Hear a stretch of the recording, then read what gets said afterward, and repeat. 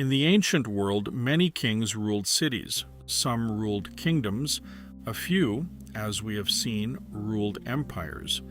But in Egypt, the ruler was believed to be something more than any of these. He was not merely a king appointed by the gods. He was not a conqueror who had earned divine favor. He was a god, living, breathing, walking among his people, the force that held the universe itself in balance. To understand Egypt, you must first understand the Nile. Every year, without fail, the river rose. It flooded its banks. It spread across the flat valley floor, depositing a fresh layer of the richest soil on earth, dark, moist, almost impossibly fertile. The Egyptians called this the Black Land, the gift of the river. Beyond it, on all sides, stretched the Red Land, the desert, barren, hostile, and impassable. This geography shaped everything. The Nile flood was Egypt's engine. Predictable harvests meant predictable food surpluses. Food surpluses meant that not everyone had to farm. Some people could specialize, some could administer, some could build. Some could create art, keep records, study the stars, and the desert that surrounded Egypt acted as a wall. Unlike Mesopotamia, open to invasion from every direction, Egypt was sheltered. The Sahara to the west, the Sinai to the east, the sea to the north. Within these natural fortifications, a civilization could grow without constant fear of destruction. Around 3100 BCE, a king of Upper Egypt, the Nile Valley, extended his rule north into the delta and united the two lands into a single state. His name was Narmer, or possibly Menes. The ancient sources are not entirely clear, but the act he performed was epoch-making. For the first time in history, a single government ruled a territorial nation, not a city, not a collection of cities, a country, Egypt. At the head of this unified state stood the Pharaoh, but the word king barely captures what the Pharaoh was believed to be. The Egyptians understood the universe as a constant struggle between order and chaos. Their word for this divine order was Ma'at, a concept that encompassed truth, justice, balance, and the proper functioning of the cosmos. The flooding of the Nile at the right time was Ma'at. The sun rising each morning was Ma'at. A good harvest was Ma'at. And the Pharaoh was the living embodiment of Ma'at. His duty, his sacred cosmic duty, was to maintain this balance, to perform the right rituals, to appease the gods, to administer the land with justice, to defend Egypt's borders. If the Pharaoh fulfilled his role, the Nile would flood at the right time. The harvests would be good. Egypt would prosper. If he failed, the consequences were cosmic as well as political. This belief gave the Pharaoh a kind of authority that no Mesopotamian king, not even Naram-Sin, who had declared himself a god, had quite achieved. The Pharaoh did not claim to be appointed by the gods. He claimed to be divine in his own person, from birth to death and beyond. In life, he was the god Horus, the falcon, the living sky. In death, he became Osiris, the god of the underworld, the king of eternity. This was not metaphor. The Egyptians believed it literally. The Egyptians had always buried their rulers in special tombs, but for the first dynasties, these were rectangular mud brick structures called mastabas, flat-roofed, modest by later standards. Then, around 2670 BCE, a pharaoh named Djoser asked his chief architect, a man named Imhotep, to do something different. Imhotep's response changed the history of architecture. He stacked one mastaba on top of another, then another, then another. 6 steps rising into the desert sky at Saqqara, the world's first large-scale stone structure, the Step Pyramid. It was an extraordinary leap. Before this, nothing of this scale had been built in stone anywhere on Earth. Imhotep was not just an architect. He was an inventor of a new way of building. He was so revered by later Egyptians that he was eventually deified as a god of medicine and wisdom. But the step pyramid was only the beginning.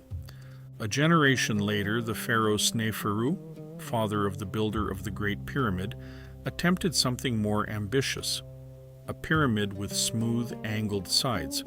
His first attempt at Medum seems to have partially collapsed. His second, at Dashur, changed its angle partway up, creating the distinctive bent pyramid that still stands today, a monument to ambition correcting itself in real time. His third attempt, the Red Pyramid, also at Dashur, finally achieved the true pyramid form, smooth, geometric, perfect. Sneferu alone moved more stone than any single pharaoh in Egyptian history. His son would build bigger, but it was Sneferu who solved the engineering problem. Around 2589 BCE, Khufu became pharaoh of Egypt, and he ordered the construction of something the world had never seen, the Great Pyramid of Giza. When it was completed, it stood nearly 147 meters tall, almost 500 feet, and it would remain the tallest structure built by human hands for nearly 4,000 years. The numbers are almost impossible to absorb. Approximately 2.5 million stone blocks, each weighing an average of 2.5 tons. Some internal blocks weigh 80 tons. The base covers over 13 acres. The four sides are aligned to the cardinal compass points with an accuracy that challenges modern surveyors. And it was built without iron tools, without the wheel, at least not as a vehicle, without cranes or pulleys in the modern sense.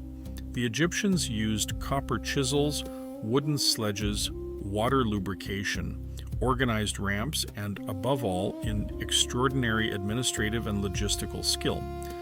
We now know from workers' graffiti and administrative papyri discovered in recent decades that the pyramid was not built by slaves. It was built by paid workers, teams with names like Friends of Khufu and Drunkards of Menkaure, who received wages in food and goods, lived in purpose-built workers' towns, and received medical care when injured. This was not slave labor. This was the world's largest organized workforce, a monument to Egyptian administrative genius as much as to royal ambition. The pyramid was not just a tomb. It was a machine for royal immortality. The internal chambers and passages were designed to guide the pharaoh's soul on its journey through the underworld to become one with the gods. The precise astronomical alignments, the shafts pointing towards certain stars, were not decorative. They were functional in the Egyptian understanding of the cosmos. Khufu was not building a monument. He was engineering his own eternal life. For perhaps 5 centuries, the Old Kingdom held. It was a world of extraordinary achievement, not just the pyramids, but the administrative systems behind them, the tax records, the census data, the carefully organized redistribution of agricultural surplus across a country hundreds of miles long. Egyptian art reached a classical perfection that later dynasties would look back on as a golden standard. Egyptian medicine, though mystical by modern standards, was the most systematic in the ancient world. Egyptian mathematics could calculate the volume of a pyramid, the area of a circle, the trajectory of a flood. But holding it all together required something that no administrative system could guarantee: a succession of strong, capable pharaohs. As time passed, the strains began to show. The provincial governors, the nomarchs, had always administered Egypt's regions on behalf of the pharaoh. In the early Old Kingdom, they were appointed officials answerable to the capital, but over generations their positions became hereditary. Their courts grew more elaborate, their tombs grew more impressive, a subtle but unmistakable signal that power was drifting away from the center. A wealthy nomarch who could pass his position to his son was no longer an official. He was a feudal lord.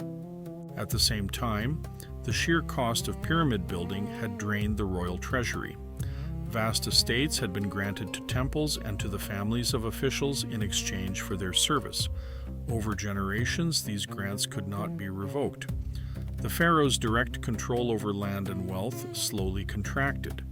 And then there was the climate. Modern climate studies, the same research that illuminated the collapse of the Akkadian Empire, suggest that the late 3rd millennium BCE saw a significant reduction in Nile flood levels across several decades. Harvests fell short. Grain stores ran low. The provincial governors who controlled local food supplies became more powerful than ever, while the central government's ability to feed its population and maintain its authority declined. The last great pharaoh of the Old Kingdom was Pepi II. According to some ancient sources, he ruled for 94 years, the longest reign in history. Whether the figure is precise or legendary, his reign ended in weakness. When he died, there was no strong successor. The provinces asserted their independence. The unity of Egypt dissolved. Around 2160 BCE, the Old Kingdom ended, not with a foreign invasion, not with a single decisive battle, but with a slow, grinding dissolution. Egypt divided. Local rulers took control of their own regions. For roughly a century and a half, the country that had once built the greatest structures on earth could no longer agree on who its king was. Ancient texts from this period, letters, lamentations, literary compositions, describe a world turned upside down. The rich have become poor. The poor have seized the possessions of the wealthy. The country is without order. The dead are not properly buried. For a civilization in which the proper burial of the dead was literally a cosmic obligation, in which the fate of the soul depended on the correct performance of funerary rites, this was not merely a political complaint. It was a description of the collapse of the universe itself. Ma'at had failed. The divine order that the pharaoh was supposed to maintain had broken down. But the pyramids still stood, silent, massive, unchanged. They reminded every local ruler who looked toward Giza of what Egypt had once been. They preserved the memory of a unified, powerful, divinely ordered state, not as a myth or a legend, but as a physical fact, visible from miles away, impossible to deny. Egypt would recover. In time, a new dynasty from the southern city of Thebes would reunite the country, beginning what historians call the Middle Kingdom. Then the new kingdom would follow, the age of Ramesses, of Tutankhamun, of Abu Simbel. Egypt's story was far from over, but the Old Kingdom had done something that could never be undone. It had defined what Egypt was. It had established that Egypt was a nation ruled by a divine king, a living God whose duty was to maintain the cosmic order. That idea did not die in 2160 BCE. It survived for another 2,000 years of Egyptian history, shaping every pharaoh who came after, every temple that was built, every ritual that was performed. And the pyramids themselves became the defining image of an entire civilization, so recognizable, so enduring, that when the modern world thinks of ancient Egypt, it is still the pyramids it sees. They were declarations carved in limestone that a state could command not just the labor of its people, but time itself. The Old Kingdom ended, the pyramids did not.